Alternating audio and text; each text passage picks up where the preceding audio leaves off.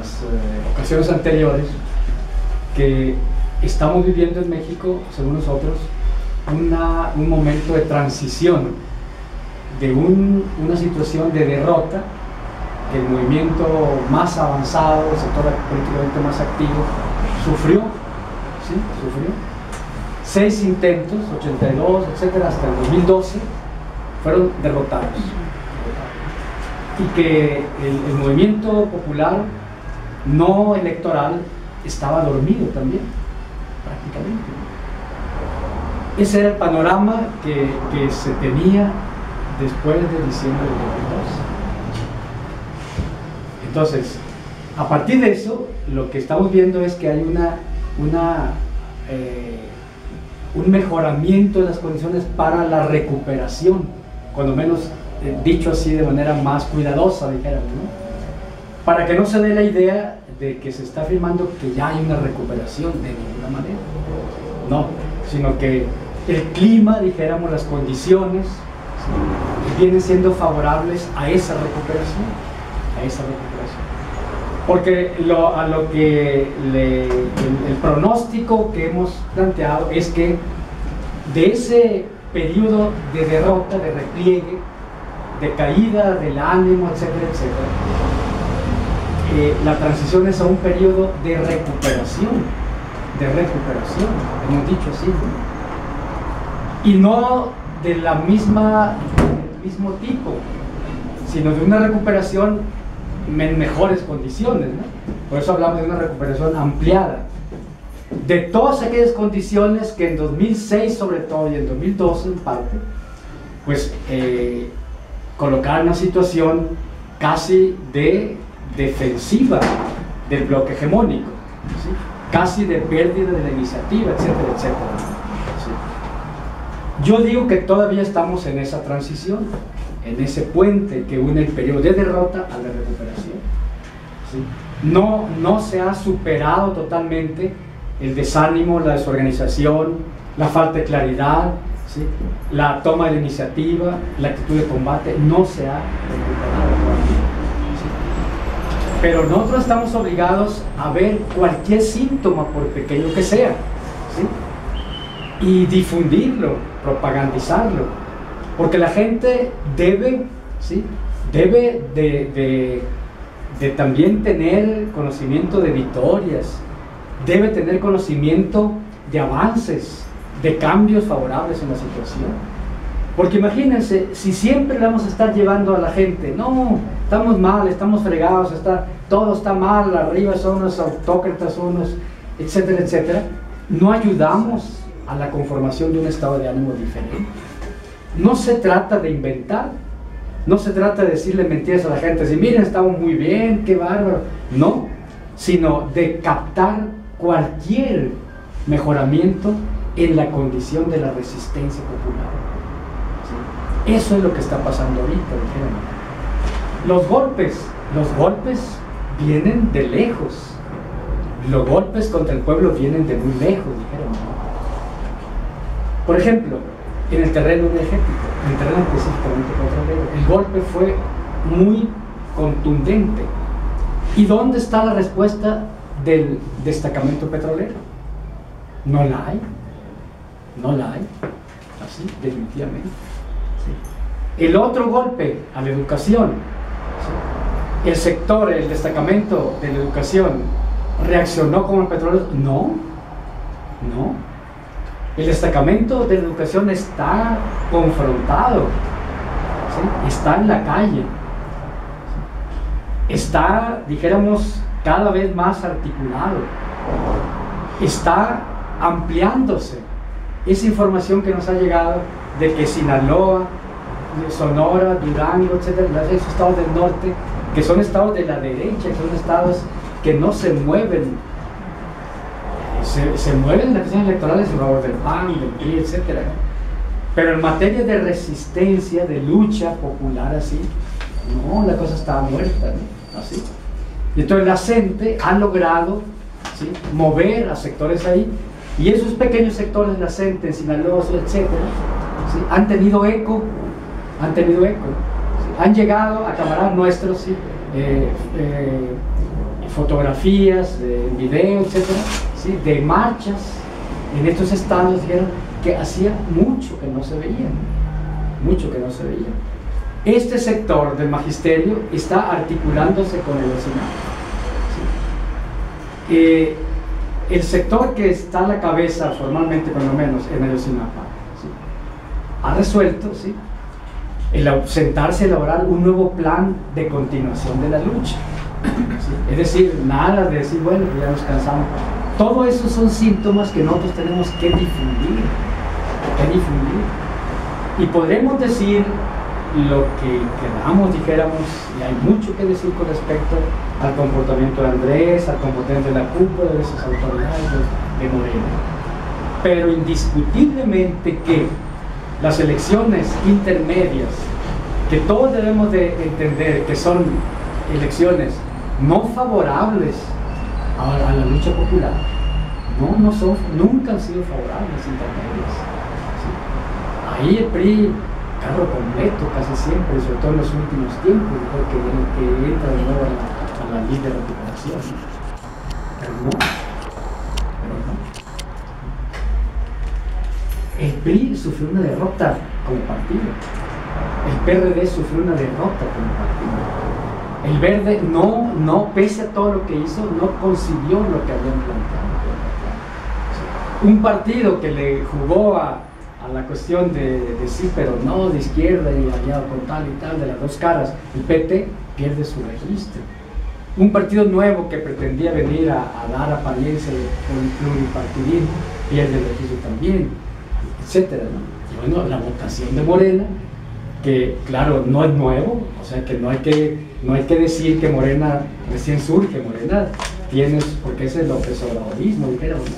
Pero aún así, claro que los resultados tienen algo de positivo, y eso es lo que tenemos que poner por delante, ¿sí?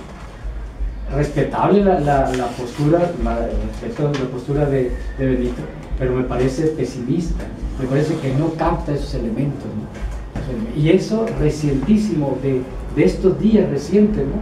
La decisión de la coordinadora de la CENTE de no bajar la guardia, es decir, nos quieren correr, pues órale, córranlo, despídanos, ¿no? Naturalmente que eso va a ser un problemón grande, porque no está el régimen confrontándose con un sectorcito desorganizado, falta de combatividad, no, está confrontándose con la organización popular tal vez más articulada, más de combate, con mayor experiencia en la lucha, ¿no? Bueno, eso es, como decía Lenin, material inflamable para nuestro trabajo, para que se encienda la pradera, como decía Marco.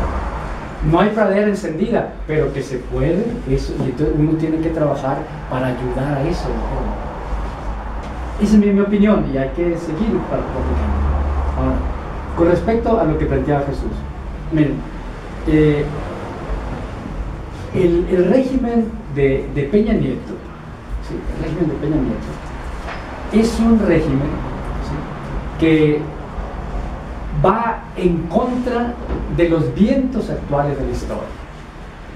Parecería que, porque la burguesía mexicana así es, entrevista y no tiene una iniciativa, es una burguesía timorata que no invierte, que quiere hacerse rico con trampas, con fraudes, inversión financiera, especulación, etc. Mantuvo esa posición de ir en contra de los vientos de la historia, así, y sobre todo de los vientos latinoamericanos, en donde los vientos no son favorables para el imperio, en donde, dijéramos, la burguesía para sobrevivir tiene que empezar a adoptar algunas posturas, dijéramos, si no antiimperialistas, cuando menos pues de cierta independencia, de cierto respeto a la soberanía, etc. El régimen de Peña Nieto es todo lo contrario, ¿sí? Ese es un elemento objetivo, es decir, el régimen de Peña Nieto, ¿sí?, a diferencia del prisma histórico, ¿sí?, poco sabe de la concesión, poco maneja la negociación, ¿sí? poco maneja la cuestión de la zanahoria, ¿sí? Poco maneja. Viene durísimo, ¿sí?, con la cuestión de las famosas reformas estructurales, ¿sí? Entonces, la contradicción, no solo imperio, pueblo mexicano, en donde el pueblo, en teoría, el sector de la misma burguesía, golpeados por el proceso del imperio, ¿sí?, sino la contradicción capital-trabajo se agudiza de manera muy importante, ¿sí? Es decir, el proletariado nuevo, ¿sí?, se alimenta de la juventud niña, de los desempleados, de la juventud que está moviéndose en el ámbito informacional, dijéramos, así, pero sin ninguna prerrogativa o posibilidad de apoyo, dijéramos, del régimen. Es decir, la batalla por la juventud ni siquiera la dio Peña Nieto. El caso, pues, de el 132, allá en el Ibero, la actitud, ¿no?, así arrogante, sí, yo lo detengo bajo mi responsabilidad, lo hice, así. Otra vez el día Ordaz hablando ahí. Es decir, la batalla por la juventud ni siquiera la dio, como el régimen priista la dio. Entonces, esos cuatro elementos, que llamamos nosotros las cuatro emancipaciones, están aflorando y agudizando de manera muy importante. Es decir, la llamada justicia económico-social, ¿sí?, o la injusticia, ¿sí?, es decir, la pobreza, el empobrecimiento de la gente, ¿sí?, está creciendo de manera gravísima. No solo hay elementos ya de pobreza relativa, ¿sí?, es decir, de comparación, etc., sino pobreza absoluta. El campo está totalmente abandonado, etcétera, una serie de cosas así. Eso es material inflamable, muy importante.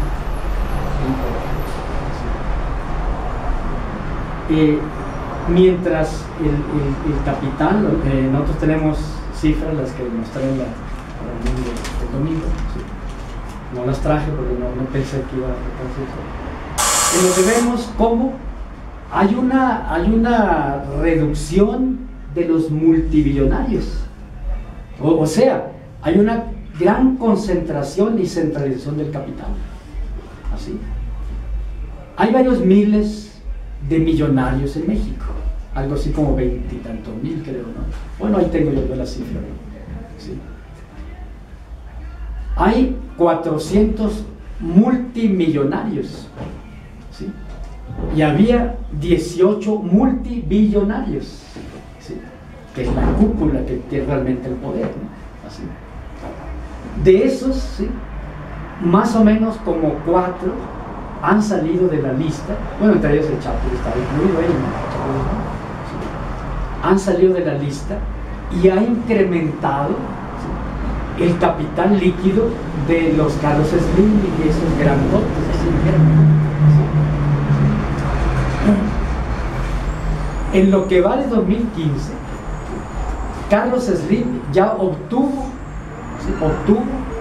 lo que había obtenido en el 2014, ya ni se diga en 2013 y 2012, etc. Solo hay un año en que bajó tantito la ganancia de Carlos Slim, pero de ahí para arriba y para arriba y para arriba, ¿sí? La burguesía esta ya no es mexicana. Lo que pasa en Grecia, le va a afectar de manera muy directa a esta burguesía que es transnacional. ¿Sí? Porque la cascada que se podría venir con Grecia está planteándose para Irlanda, está planteándose para Italia, está planteándose para España, ¿sí?, y para otros, salvo tal vez para Alemania, un poco Francia, y presume un poco Inglaterra, etcétera, ¿no? ¿Sí? Entonces eso naturalmente que traería consecuencias muy graves, dijéramos, para la burguesía transnacional, ¿sí? El otro elemento, el entreguismo de la burguesía. Es que no tiene límite este régimen, no tiene límite, así. Es decir, no tiene, dijéramos, caretas, no encubre, no directo, de manera burda se va así hasta con presunción, así, ¿no? Mintiendo totalmente. Es decir, la entrega de la hipoteca de la soberanía, de los recursos naturales fundamentales, así, está desplegándose de manera, pero así, radical, completa, así. Ese es otro material inflamable que naturalmente aguijonea al pueblo. Y claro, ahora se lanzan a desaparecer la estructura de la educación, a la estructura histórica como el petróleo, ¿no? Si algo hay histórico es el petróleo y es la educación, la escuela socialista y todo, el papel del maestro en la vida nacional, etc., ¿no? Pues así como se lanzan a realmente destruir Pemex, realmente destruir todo lo que se refiere a problemas petroleros, ¿sí?, a la estructura, el papel histórico del petróleo, ¿sí?, se lanzan a destruir el régimen histórico de la educación. Y claro, barrer con el sector, con los maestros, pues, desaparecerlos. Así. Y claro, guardando las distancias, ahí se están metiendo a Sansón con las patadas. A Sansón con las patadas, ni más ni menos. ¿Puede ser derrotado el movimiento magisterial? Puede ser. Nadie puede asegurar absolutamente nada, ¿no? Como puede ser que esta oxigenación de Morena en el electoral popular democrático se pierda, puede ser. Pero depende pues del trabajo para que no se pierda y crezca, ¿no? Así también. Estamos obligados a ver ese aspecto de objetivo, ¿no? Porque cuando el movimiento espontáneo surge con una fuerza grande, es cuando la gente ve atacada el sustento fundamental de su vida.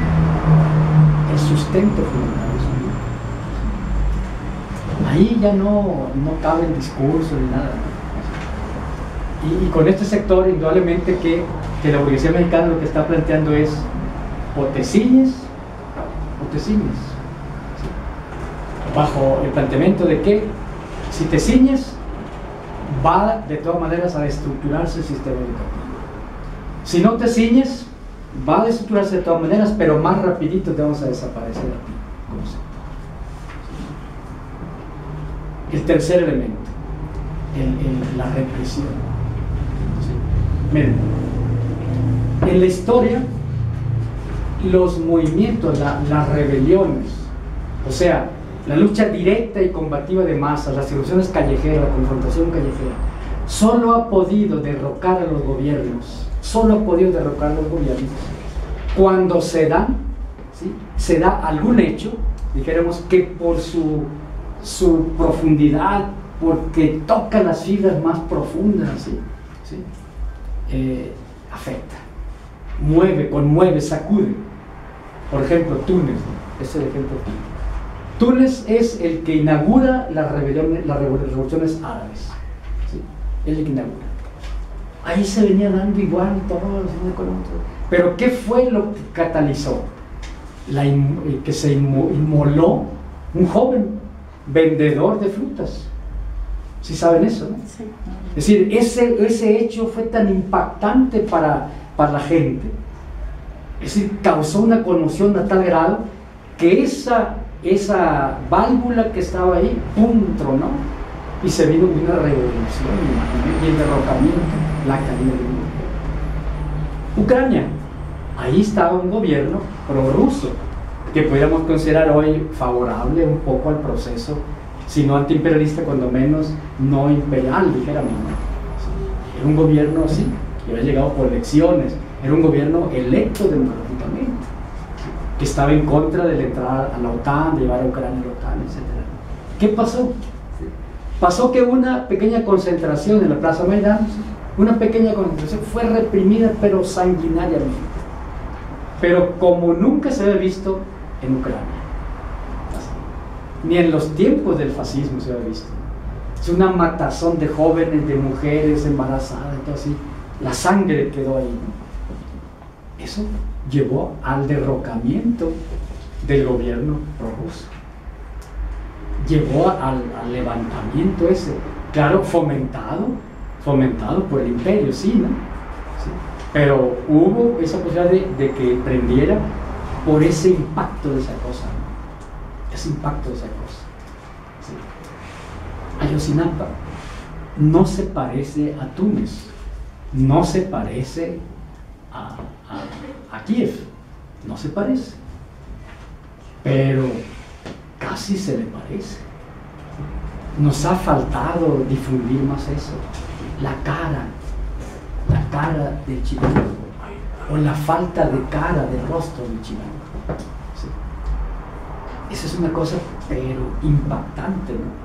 Un joven el Proceso publicó la cara de él, ¿no? Con su esposa y sus niñas, ¿sí? ¿Sí? Joven sonriente, alegre, fuerte, de futuro, así. Y de pronto, sin rostro, sin un ojo, así torturado, madre. Eso es impactante. Esos son los hechos que simbran, que calan en la fibra. Entonces, ese tercer elemento de la política represora, la política fascistoide, etcétera, que se venía dando contra el régimen de Peña Nieto la ha llevado a un extremo, pero que hacía años no se veía. Y la playa, y Apatzingán, y bueno, toda una serie de cosas que no son casuales. El uso, dijéramos, del ejército como policía, con todos los elementos así de contrainsurgencia, ¿sí? Son elementos, dijéramos, que son objetivos para que se agudicen las contradicciones y que la posibilidad de rebeliones, de irrupciones de masa, etcétera, ¿sí? se incrementa. Y lo cuarto que hemos dicho, ¿no? Es esta muestra de Peña Nieto de su ignorancia, ¿sí? de su incultura, ¿sí? De ni siquiera poder dar 3 títulos, ¿sí? Una persona que es de lo más vulgar, de lo más corriente, así, ¿no? De lo más corriente que pueda haber. Es decir, el elemento cultural, el elemento, dijéramos, de creación de consenso, etcétera. El régimen de Peña Nieto está por los suelos, así. Es decir, la enajenación, el carácter tan burdo de atontamiento de la gente, dijéramos, ¿no? La ligazón con las televisoras, esto, ¿no? Toda la manipulación que hay, la corrupción que dan muestras ellos, ¿no? Que nos ha faltado difundir, ¿no? Eso en la Casa Blanca, entonces tenemos que difundirlo enormemente, todos los proyectos, ¿no? La empresa OHL, ¿cómo se llama?, de España, otra vez vuelve a competir, otra vez como si no pasara nada, ¿no? Competir. Bueno, entonces yo creo que, y es una apreciación inicial, necesitamos darle matatos, que eso está llevando no solo a la agudización de contradicciones fundamentales y secundarias y principales, ¿sí? Sino a un incremento de la resistencia popular, a un incremento de la resistencia popular, con muchas debilidades, con muchas ausencias y sobre todo la gran ausencia: organización, como se venía, articulación y dirección, y naturalmente un proyecto claro. Pero hacía tiempo, ¿sí? Salvo en las elecciones de 2006 y 2012, ¿sí? Pero bueno, eso fue una lucha indirecta, que un movimiento, una lucha directa y combativa, ¿sí? Claramente se planteara la caída del gobierno. Y hoy se ha planteado por un movimiento callejero, un movimiento de confrontación callejera, no por un grupo político. no por un intelectual, no, por masas en lucha callejera. Así, es decir, la caída de Peña Nieto, fuera Peña Nieto y su manera de confiar, así. Y posibilidades enormes, enormes para ante el pueblo, ¿sí?, poder calificar a el régimen, ¿sí?, como un régimen fascista, como un régimen delincuente de lesa humanidad, y sentar a Peña Nieto en el banquillo de la Corte Penal Internacional. Eso está ahí latente. ¿Cuándo se había dado eso? Cuando nosotros participamos en el movimiento que es de revocación de mandato a Calderón, éramos grupos políticos los que estábamos echándole candela, ¿no? Así. ¿Cuántas firmas se consiguieron? No recuerdo, pero no fueron las grandes cantidades. ¿Qué movilizaciones de masas conseguimos? Ni una movilización de masas conseguimos. Así. Eran nada más firmas y firmas, así. Hoy no. Hoy no. Cualquier cambio, aunque fuera la mitad de eso, tenemos que no festinarlo, ¿sí?, no falsificarlo, pero sí ponerlo en el primer plano. Y sobre esa base, trabajar, crear conciencia, organización, etc. Porque si no, todo lo veremos gris, ¿sí? No tendremos posibilidad de hacer una agitación, una propaganda que aliente, que anime, que dé intento de recuperación, de volver otra vez. Y eso es muy importante que se discuta al seno de Morena. Estos son temas que deben de discutirse, ¿sí? Hay necesidad de que en Morena promovamos que el primer punto de la orden del día de cada reunión sea la situación actual y las tareas de Morena, como primer punto, así. Y traer datos, insistir en lo que es, cuando menos lo que lee uno en el periódico, etc. Insistir en eso, ¿no? Y no permitir que esto sea una cuestión electorera, ¿no?, como decía ahorita Leticia, no permitir eso.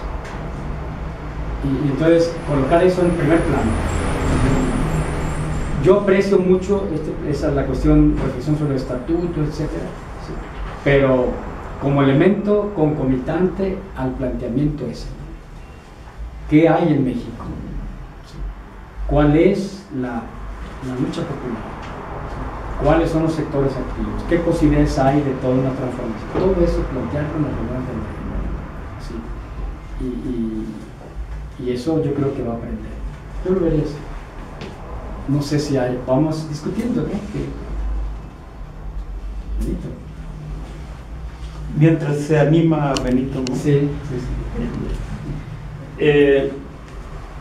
En algunos momentos, Benito y otros, yo incluido también, hemos dicho, hemos hablado, hemos escrito sobre la capacidad de la derecha para unirse en contra del pueblo, y van cada vez más consolidando sus relaciones, sus intereses, sus grupos, justamente porque temen que las resistencias populares empiecen a moverles el piso, ¿no? Pero junto a esto, mejor dicho, ¿no?, o paralelamente a esto, se da el hecho de que las resistencias no están haciendo un trabajo consecuente por agruparse, por articularse, por discutir de fondo los problemas, ¿no? Quiero poner un ejemplo.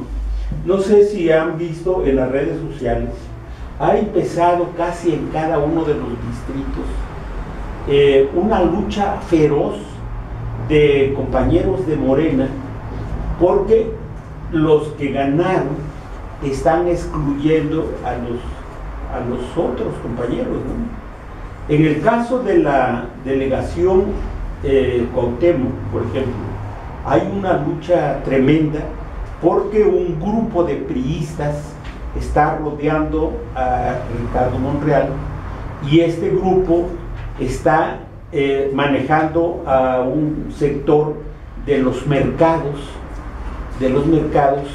y otro grupo de Morena está tratando de arrebatar esos mercados, porque la idea que tiene Ricardo Monreal es de que la pensión alimentaria que da el gobierno del Distrito Federal no lo gasten los adultos mayores en las cadenas comerciales como Soriana, etcétera, etcétera, ¿no?